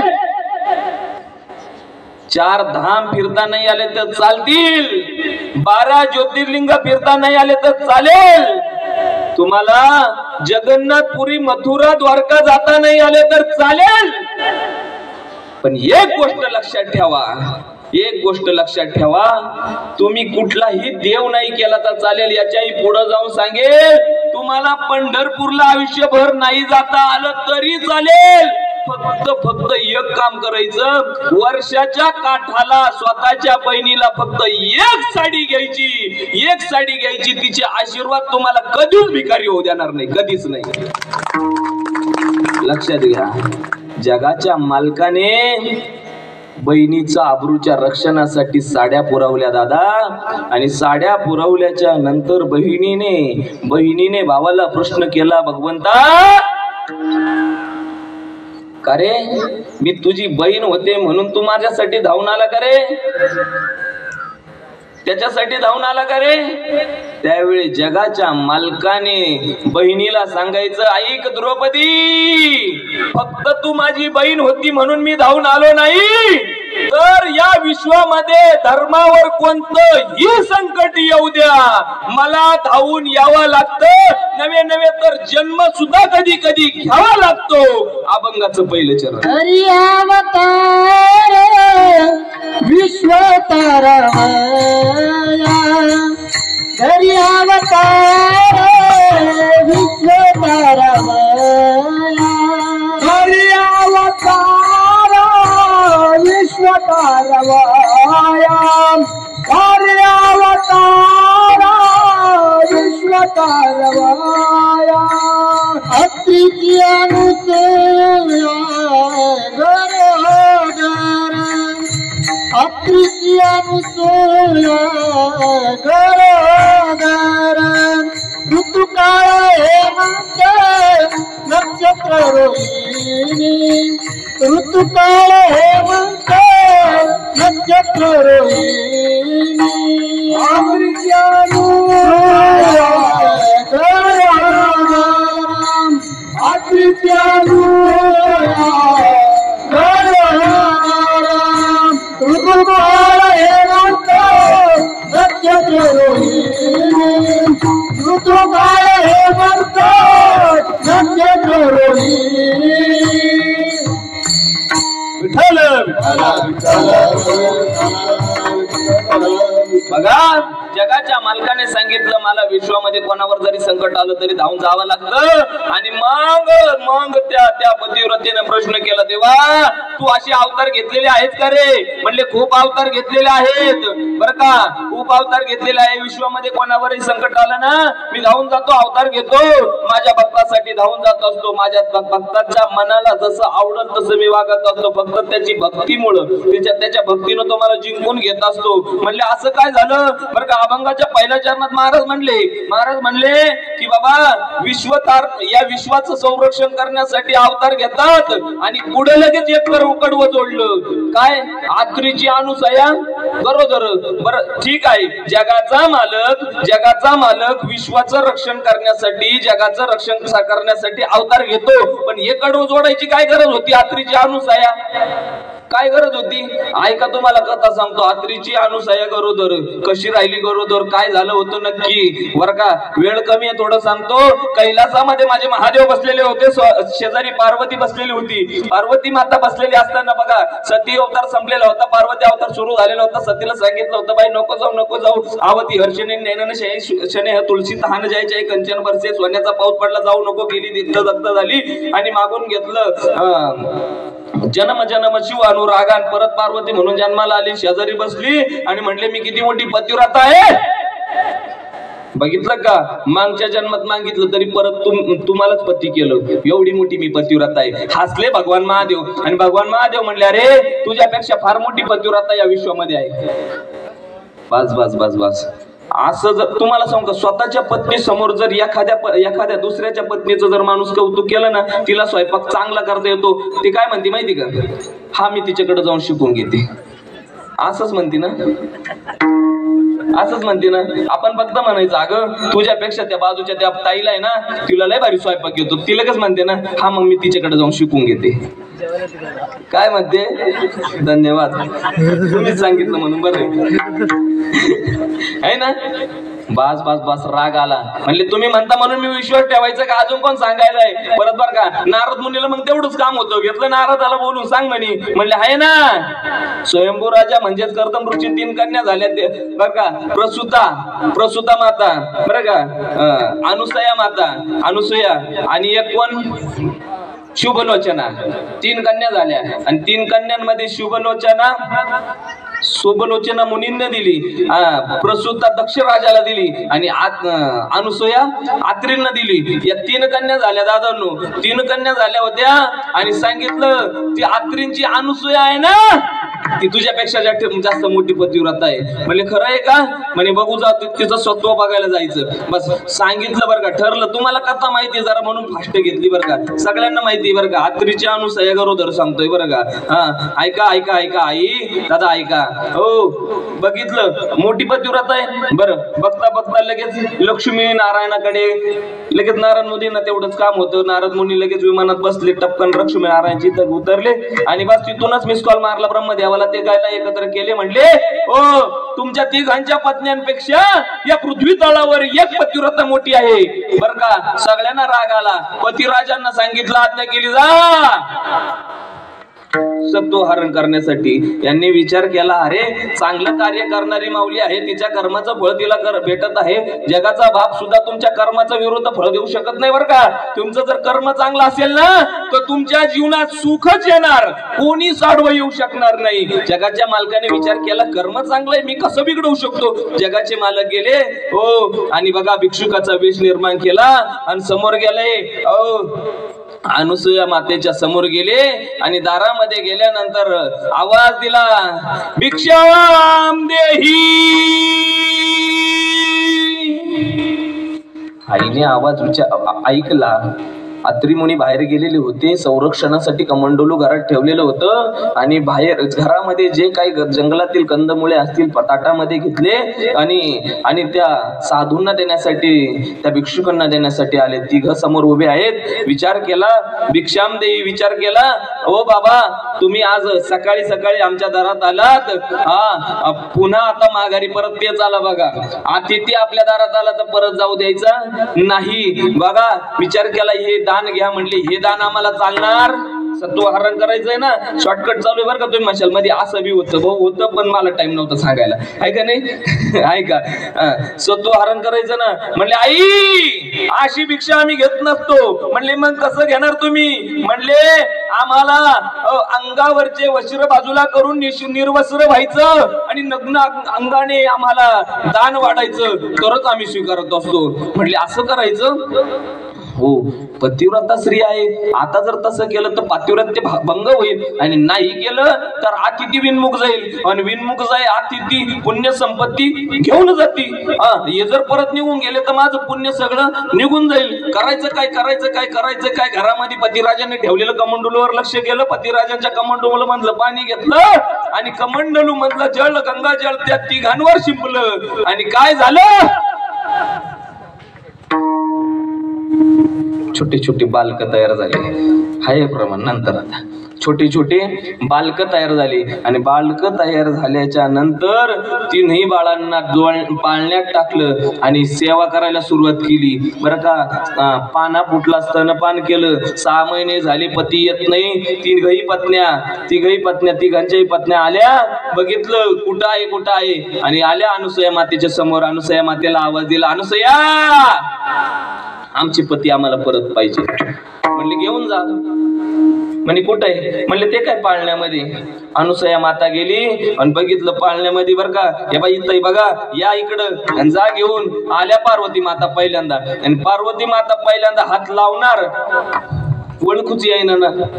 महादेव ओळख. बरं मागच्या वेळेस काय झालं होतं, हो सती परीक्षा घ्यायला गेली होती, माहिती तुम्हाला ती कथा. सती परीक्षा घ्यायला गेली तर प्रभू रामचंद्र महादेवानी मनातल्या मनात काय केलं, काय जुगसहस्र शोषण बाई भानू काय केलं, लगेच तपश्चर्या करून टाकलं. निस्ती रामांची परीक्षा घ्यायला गेली, काय केलं, सीतेचं रूप पालटून गेलं, तरी सतीचा त्याग करून टाकला. आणि आता जर स्पर्श केला तर परत हे बी आयुष्य वाया जाईल. मागच सरली. हात नाही लावायचं म्हणले. का बरं. म्हणली आता दुसऱ्याला हात लागला मग हे माझं आहे का कोणाला माहिती. आता कसं करायचं. आणि दोघं सगळ्यांनी काय धरले, पाय धरले.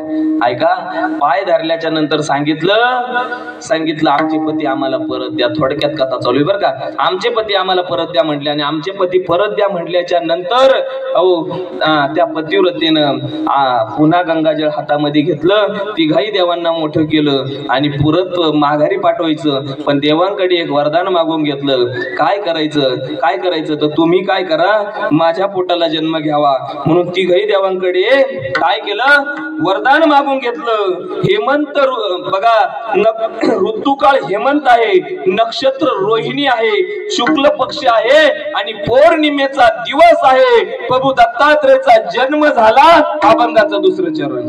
ऋतुकाळ हेमंत नक्षत्र रोहिणी, ऋतुकाळ हेमंत नक्षत्र रोहिणी,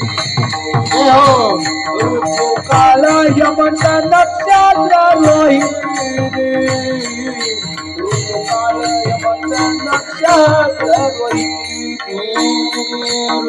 काळ हेमंत नक्षत्र रोहिणी ऋतू काळ हेमंत नक्षत्र रोहिणी ऋतू काळ हेमंत नक्षत्र रोहिणी ऋतू काळ हेमंत नक्षत्र रोहिणी शुक्ल पक्षाचे पूर्ण तिथी शुक्ल पक्षाचे पूर्ण तिथी शुक्ल पक्षाचे पूर्ण तिथी ऋतू काळ हेमंत नक्षत्र रोहिणी ऋतू काळ हेमंत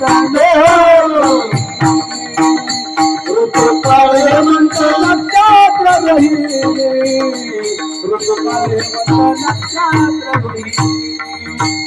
ऋतू काळ हेमंत नक्षत्र रोहिणी ऋतू काळ हेमंत नक्षत्र रोहिणी ऋतू काळ हेमंत नक्षत्र रोहिणी ऋतू काळ हेमंत नक्षत्र रोहिणी बघा आता जे तिसरं चरण येणार नाही त्याच्यामध्ये भगवंताचा जन्म होणार आहे बरं का तिसऱ्या चरणामध्ये म्हणून आपल्याला काय करावं लागतंय चौथं चरण आधी सोडवावं लागतंय अभंग सोडवण्याची पद्धत असते बरं का आधी काय बोलावं नंतर काय बोलावं आधी काय सोडवावं नंतर काय सोडवावं नाहीतर मग रस्त्यानं आलं म्हणजे चालतच जावं असं नसतं गाव लागलं थांबूनच घ्यायचं असं नसतं हा आपल्याला ज्या गावाला नेमकं जायचंय ना त्याच गावाला आधी जावं लागतं म्हणून लक्षात घ्या हा जो अभंग आहे याच्यात आता चौथं चरण आपल्याला आधी सोडवावं लागेल आणि ठीक 6 वाजता सायंकाळच्या वेळेला प्रभू दत्तात्रयाचा जन्म होणार आहे म्हणून सगळ्यांच्या इथं फुलं वाटून द्या बरं का थोडेसे फुलं वाटून द्यायची बरं का लक्षात घ्या आपल्याकडे कमी मिनिटं शिल्लक आहे प्रभू दत्तात्रयाचा जन्म तिसऱ्या चरणात आहे म्हणून चौथं चरण आपल्याला आधी सोडवणं गरजेचं आहे कारण माझा एक नियम आहे इकडचा सूर्य तिकडं झाला चालेल इकडचा चंद्र तिकडं झाला चालेल पण मी 4ही चरण सोडवल्याशिवाय कीर्तन सोडत नाही म्हणजे नाही त्याला कारण आहे कारण सांगतो दादांनो 4 चरणाचा अभंग लिहिला आहे तुकोबारायांनी 3 चरणाचा महाराजांनी एक चरणाचा नाथ महाराजांनी अनेक चरणाचे अभंग लिहिले मला एक कळतं जर मला एकच चरण सोडवायचं होतं तर एक चरणाचा अभंग घ्यायचा होता काल 4 चरणाचा घ्यायचा म्हणजे तू एक चरण सोडून बाकीच्या 3 चरणाचा अपमान करण्याचा अधिकार आपल्याला कोणी दिला आणि परत बाकीच्या 3 चरणांना काहीच किंमत नव्हती का एक चरण सोडवलं बाकीच्या 3 चरणांना काहीच किंमत नव्हती का म्हणून 3 चरणांचा अपमान करण्याचा अधिकार आपल्याला नाही घेतला अभंग पूर्ण सोडवायचा नाहीतर एक चरणाचा येतो तेवढा एक घेऊन टाकायचा काय वाटतं तुम्हाला सहमत आहेत ना सगळे पूर्ण अभंग सोडवला पाहिजे न सोडवल्यास आपण संतांचा अपमान करतो म्हणजे त्यांनी टाइमपास म्हणून लिहिलं होतं का पुढचं बरोबर आहे का नाही म्हणून पूर्ण सोडवायचं म्हणून आता 4थं चरण पहिल्यांदा लक्षात घ्या अवतारांमध्ये पूर्ण अवतार झाले तुम्ही सगळ्यांनी ऐकले सगळ्यांना माहित आहे आणि हा जो अवतार आहे भगवंताचा याला सुद्धा एक पूर्ण अवतार म्हणलेला आहे बघा हा जो अवतार आहे 3ही गुण भगवंताचे एकाच अवतारामध्ये आले म्हणजे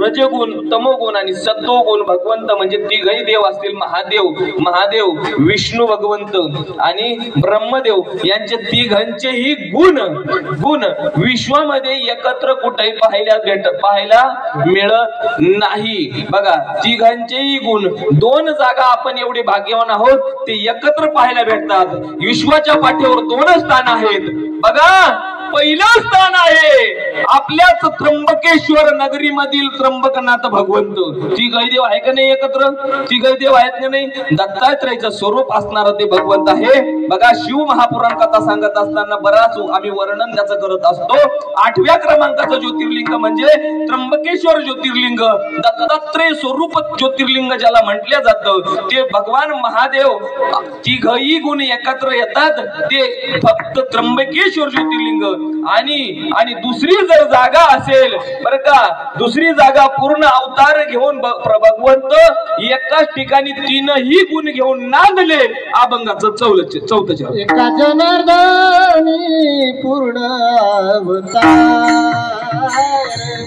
एका जनार्दनी पूर्ण अवतार एका जनार्दनी पूर्ण अवतार एका जनार्दनी पूर्ण अवतार निर्गुण निराकार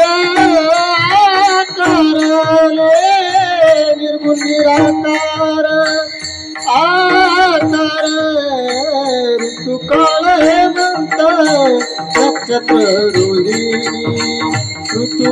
हेमंत नक्षत्र रोहिणी निर्गुण निराकार आकार रे निर्गुण निराकार आकार हेमंत नक्षत्र रोहिणी ऋतुकाळ हेमंत नक्षत्र रोहिणी. बघा भगवंताच्या जन्माची वेळ आपल्या जवळ जवळ आलेली आहे. तीनही गुण एकत्र आले असे प्रभू भगवान दत्तात्रय. बघा हे जे देव आहेत ना, प्रभू दत्तात्रयांची सेवा केल्यानंतर बरं का तिघही देवांना प्राप्त होती. तो वेळ होता सायंकाळचा. कशावरून ठरवायचं? बरं मार्गशीर्ष महिना ठरवला आपण, ठीक आहे ना, अभंगात मास मार्गशीर्ष अभंगातच आलं. पण लक्षात घ्या ना, तिसराच महिना हाच महिना होता आणि हाच वेळ होता. हे कशावरून ठरवायचं माहिती का? हाच वेळ होता कशावरून ठरवायचं माहिती का? हो गुरुवारच होता. ते कशावरून ठरवायचं माहिती का? मला सारख्या आता पुढच्यांना ओघ लागलाय बरं का. गुरु तो वासर उत्सव काळ. गुरु म्हणजे कोणता वार? गुरु. वासर म्हणजे वासरू. म्हणजे काय वासरू? गाईच्या वासराला काय म्हणतात? वासरू. म्हशीच्या रेडकू काय तुमच्याकडे म्हणत असतील. पण वासरू उत्सव काळ कोणता आहे माहिती का? जेव्हा गाय रानातून पुन्हा परत येते, जेव्हा गाय रानातून पुन्हा परत येते त्याला वासराचा उत्सव काळ म्हणते. कारण त्याला ममत्व मिळणार असतं, त्याला दूध मिळणार असतं, ती आई त्याची परत येत असते. म्हणून वासराच्या जीवनातला आनंदाचा क्षण असतो. म्हणून वासरू उत्सव असं अभंगामध्ये आलेलं आहे बरं का. म्हणजे वेळ कोणती असेल? गाई रानातून परत येण्याची वेळ म्हणजे सायंकाळची 6 वाजेची वेळ असते. अभंगाचं तिसरं चरण. पौर्णिमा माता मार्गची गुरु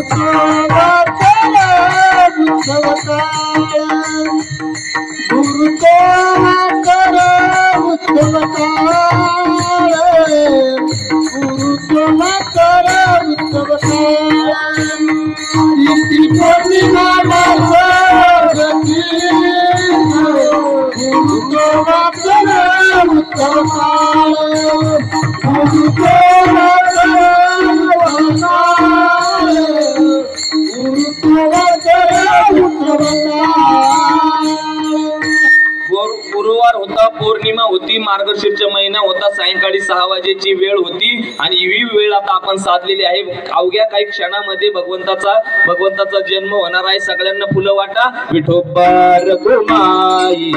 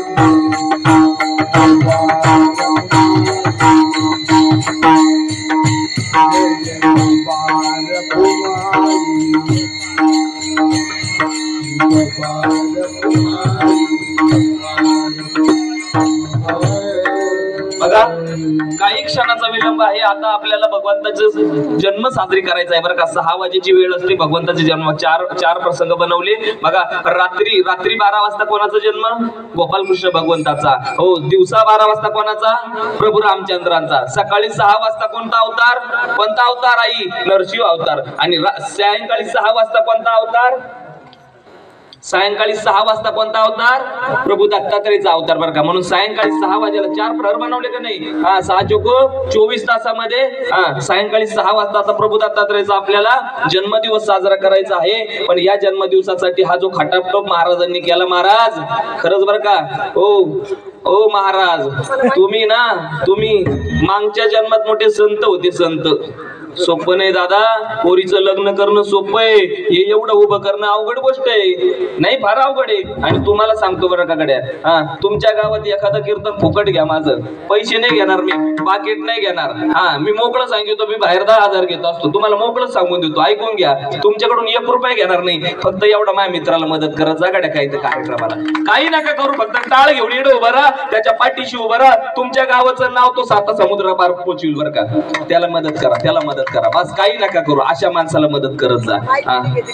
हा बरं का. आणि हे त्यांनी मला सांगायला फोन अजिबात सांगितलं नाही बरं का. त्यांनी तारखेला फोन केला, मी नाही म्हणलो, ते म्हणले महाराज तुम्हाला तारीख घ्यावंच लागेल. फक्त त्यांच्या हट्टापायी मी तारीख घेतली. मला खूप लांब जायचंय, मी तुमची माफी मागतो. तुम्ही म्हणशाल नाही मोठे महाराज सारखे काय करू राहिले सारखे. खरं सांगतो, समोरच्या लोकांनी जर तारीख घेतली त्यांचा पण माझ्या विश्वास, मी वेळेत पोहोचलो पाहिजे. 4 ते 6 वेळेत कीर्तनाचा वेळ होता, मी 3:45 इथं येऊन उभं राहिलो होता. तर इथं थोडा 10 मिनिटं उशीर झाला, पण 10 मिनिटं इथं उशीर केला आपण. 2 तास कीर्तन केलेलं आहे बघा. सगळ्यांना फुलं मिळाले का?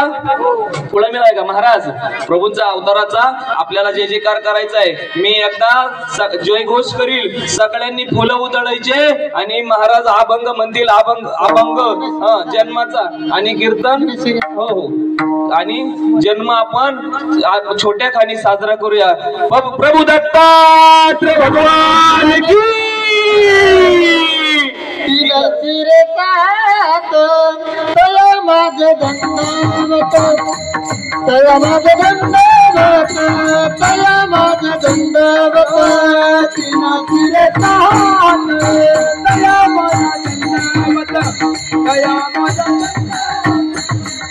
माझं दंडवत. साचे झोळी पुढे स्वामी, नित्य गान विजय स्वामी, नित्य गान विजय स्वामी, नित्य गान विजय स्वामी.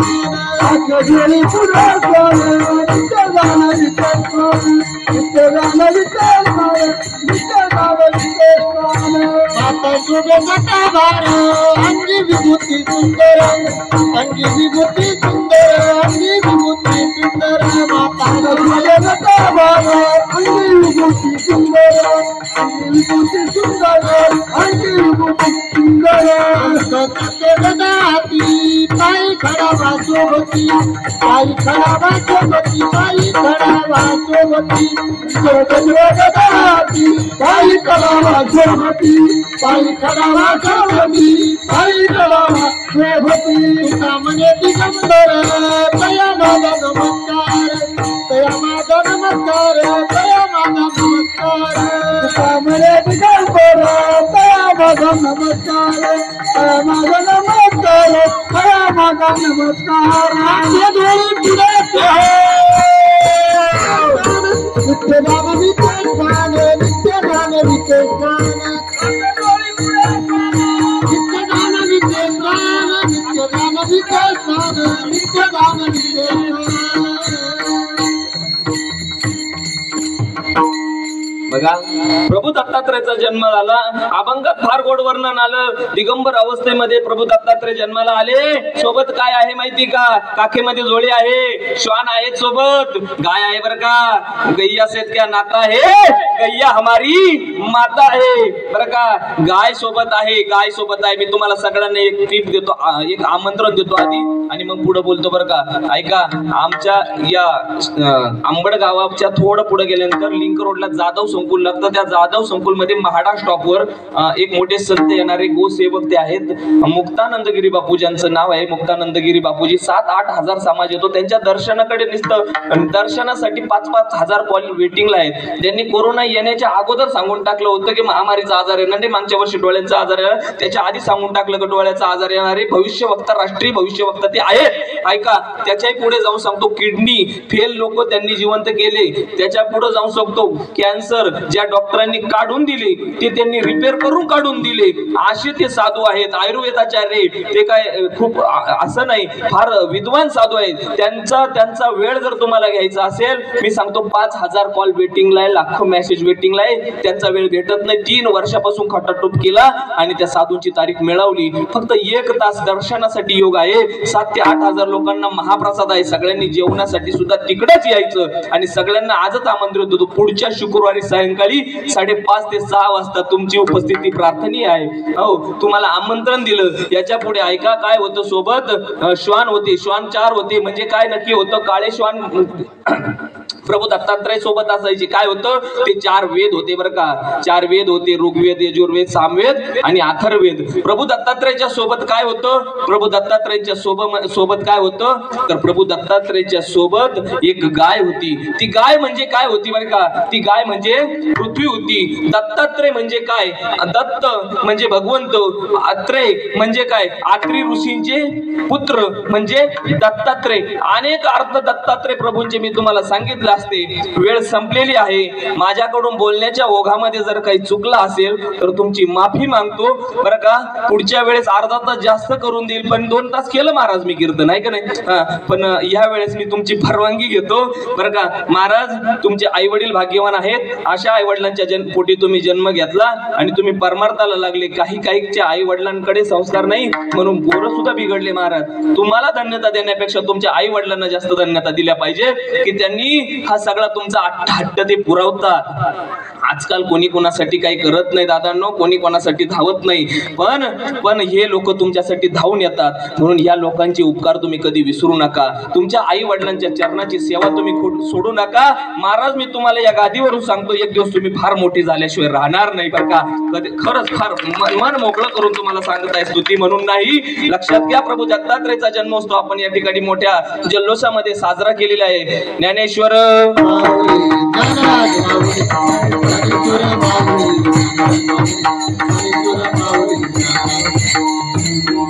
बघा, बोलण्याच्या ओघामध्ये माझ्याकडून जर एखादा उन्हा शब्द केला असेल तर मला माफ करा. तुमच्या लेकरासारखा मी आहे. तुम्ही माझ्या सगळ्या आईसारखे आहेत, कोणी बहिणीसारखे आहेत बरं का. सगळ्यांनी मला माफ करा जर चुकल्याचं असेल. माझं पामर आहे काय, थोरपण पायची वाहन पायीपुरी.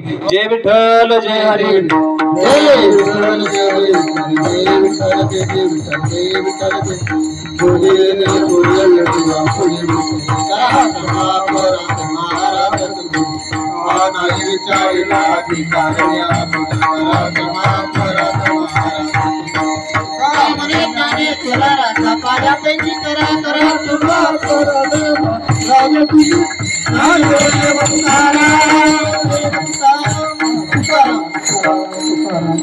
रामकृष्ण हरी.